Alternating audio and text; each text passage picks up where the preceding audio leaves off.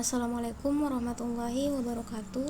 Perkenalkan, nama saya Nur Fadila Bustamin dari Universitas Negeri Makassar, Fakultas Teknik, Program Studi Teknik Komputer, anggota kelompok 5 dengan NIM 18291414008.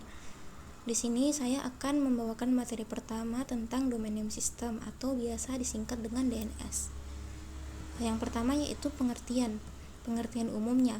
Berdasarkan pengertian umumnya, DNS ini diartikan sebagai sebuah sistem yang menyimpan informasi, di mana informasi yang disimpan merupakan nama host ataupun nama domain di dalam sebuah jaringan komputer. DNS juga menyediakan alamat IP untuk setiap nama host dan mendata setiap transmisi surat yang menerima surel atau email untuk setiap domainnya. Selanjutnya yaitu pengertian lain dari DNS. Yang pertama, berdasarkan pengertian lain ini, DNS diartikan sebagai sebuah sistem database yang terdistribusi. Sistem database yang terdistribusi memiliki arti yaitu sistem database yang tersebar yang digunakan untuk pencarian. Selanjutnya ada aplikasi pelayanan di internet yang digunakan untuk menerjemahkan domain name atau nama domain ke alamat IP. Contohnya saja, kita ambil contoh nama domain dari IndiHome. Contohnya dia indihome.co.id. Di saat kita melakukan proses pencarian di internet, kita memasukkan domain itu dan domain itu nanti akan diterjemahkan ke alamat IP. Contohnya itu 192.168.1.1 seperti itu. Selanjutnya yang ketiga yaitu DNS diartikan sebagai sistem yang memberikan informasi zona nama domain. Dia juga dapat merubah nama domain ke IP address seperti yang saya jelaskan sebelumnya, dan juga dia memiliki tanggung jawab terhadap distribusi email di mail server yang menyangkut tentang nama domain. Dan yang terakhir ada aplikasi yang membantu memetakan hostname sebuah komputer ke IP address. Sama seperti sebelumnya, memetakan ini merupakan arti dari menerjemahkan, sehingga lebih singkatnya, lebih sederhananya, ini aplikasi yang membantu untuk menerjemahkan hostname sebuah komputer ke IP address. Yang selanjutnya itu sejarah DNS. Yang pertama itu sebelum DNS digunakan, jaringan komputer dia menggunakan sebuah file yang bernama host file. Host file ini dia berisi informasi nama komputer dan IP address-nya. Di internet file ini dikelola secara terpusat, dan versi terbaru dari host file ini harus di-copy di setiap lokasinya. Begitulah cara kerjanya. Dan cara kerja itulah yang agak bermasalah karena itu sangat merepotkan. Jika kita bayangkan betapa repotnya jika ada penambahan sebuah komputer dalam sebuah jaringan, karena jika menggunakan host file kita harus mengcopy di setiap lokasinya. Maka dari itu diciptakanlah sebuah solusi yang di sini merupakan DNS atau domain name system, di mana DNS ini didesain untuk menggantikan fungsi host file, kemudian memperbaiki kelemahan dari host file tersebut. DNS ini dia memiliki kelebihan unlimited database size atau ukuran database yang tidak terbatas. Kemudian dia mempunyai performance yang baik. Dia juga merupakan sebuah aplikasi service di internet yang menerjemahkan sebuah domain name ke IP address.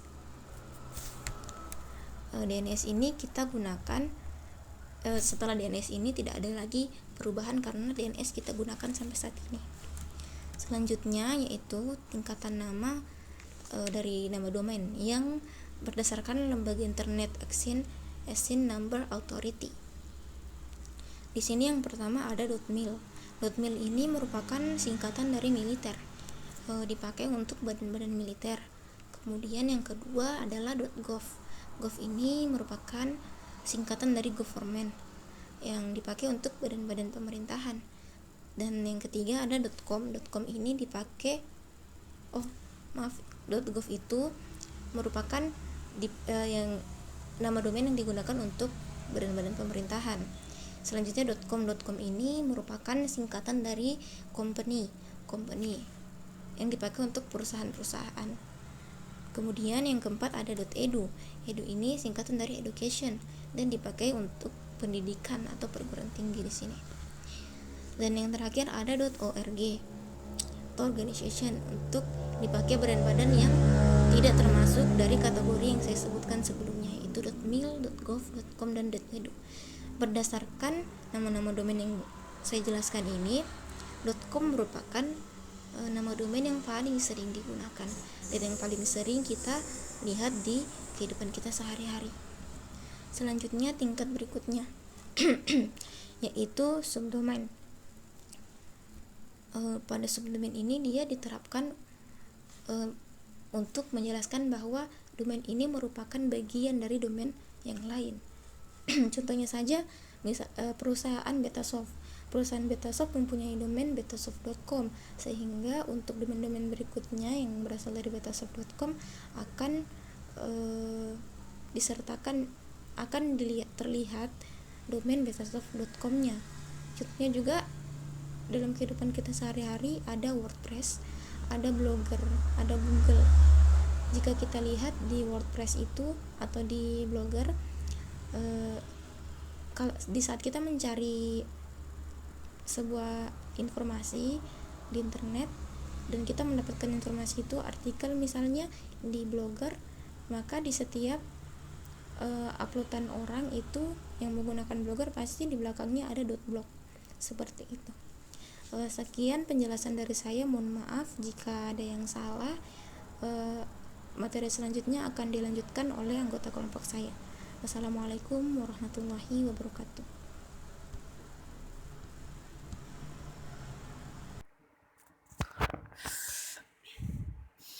Jenis-jenis DNS. Yang pertama itu ada primary. Primary itu adalah pemegang daftar lengkap dari sebuah domain yang dikelolanya. Itu berarti server memegang otoritas penuh atas domainnya. Misalnya ada lms.unm.ac.id. Nah, itu akan memegang otoritas penuh atas domainnya. Domain tersebut itu unm.ac.id. Terus sekunder itu merupakan backupan dari primary atau master dari server utama. Dan cache itu merupakan cache itu berfungsi untuk mencari jawaban dan beberapa DNS server terdekat, kemudian datanya disimpan dalam cache untuk keperluan mendatang ke depannya. Jenis-jenis catatan DNS. Yang pertama itu adalah A-record. A-record itu adalah host yang menyimpan IP 32 bit atau IP versi 4. Dan terus yang kedua A-record. A-record itu adalah IP versi 6 yang memetakan nama host ke dalam IP IP 128 bit.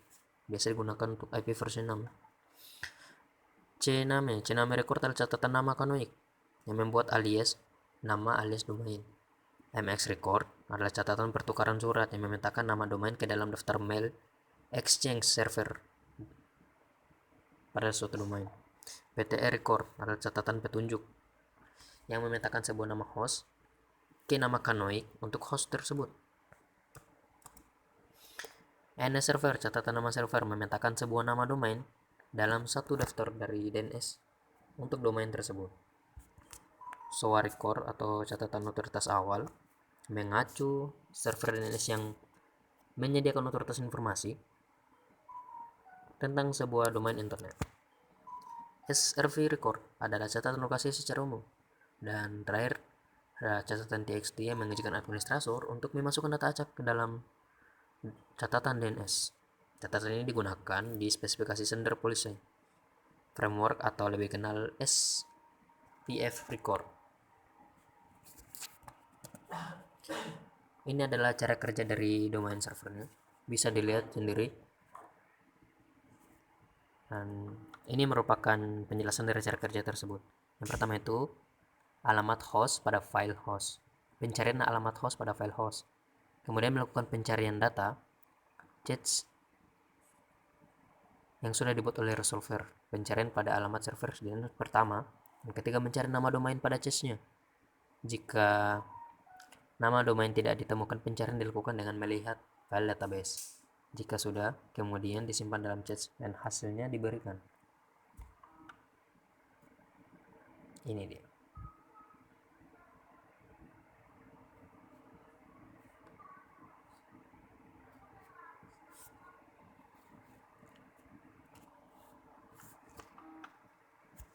Bisa dilihat sendiri.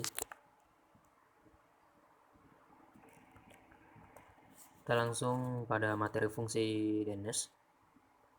Yang pertama, DNS itu memberikan suatu informasi tentang suatu host ke seluruh jaringan. Terus ada juga menerjemahkan nama-nama host atau hostname menjadi nomor IP address ataupun sebaliknya. Jadi fungsi utamanya itu menerjemahkan suatu nama host menjadi nomor IP ataupun sebaliknya, juga memberikan informasi tentang suatu host ke seluruh jaringan internet. Yang terakhir, manfaatnya apa? Manfaatnya itu DNS mempermudah pengguna untuk mengakses itu yang kita buat. Jadi itu manfaat utamanya. Ya, tanpa DNS mungkin kita akan susah untuk menjangkau situs yang dituju, karena DNS untuk mempermudah situs yang akan kita tuju. Itulah demikian presentasi dari saya. Kurang lebihnya mohon dimaafkan. Assalamualaikum warahmatullahi wabarakatuh. Assalamualaikum warahmatullahi wabarakatuh. Perkenalkan, nama saya Andi Detriansyah. Saya akan menjelaskan kelebihan DNS. Kelebihan DNS di sini ada dua, yaitu konsisten dan mudah dan simple. Konsisten di sini maksudnya itu IP address sebuah komputer boleh berubah, tetapi hostname tidak boleh sama sekali berubah. Mudah dan simple. User tidak lagi direpotkan untuk mengingat IP address sebuah komputer dan hanya menggunakan satu nama domain. Nah, kekurangan DNS. User tidak dapat menggunakan nama banyak untuk mencari nama domain baik di internet maupun di intranet. Cara setting DNS di Windows 7 atau Windows 7. Langkah pertamanya, masuk ke control panel, lalu network and internet, lalu network connection. Langkah kedua, klik kanan pada local area connection atau wireless network connection dan pilih properties. Akan muncul seperti pada gambar ini. Langkah ketiga, pilih internet protocol version 4 dan klik tombol properties dan akan muncul gambar seperti ini. Langkah terakhir, isi kotak isian use the following DNS server address.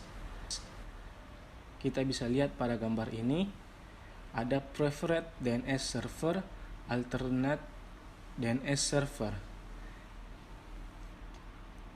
Preferred DNS server kita isi angka 8888, sedangkan alternate DNS server diisi angka 8844. Lalu tekan tombol OK untuk menyimpan pengaturan DNS. Sekian, Assalamualaikum warahmatullahi wabarakatuh.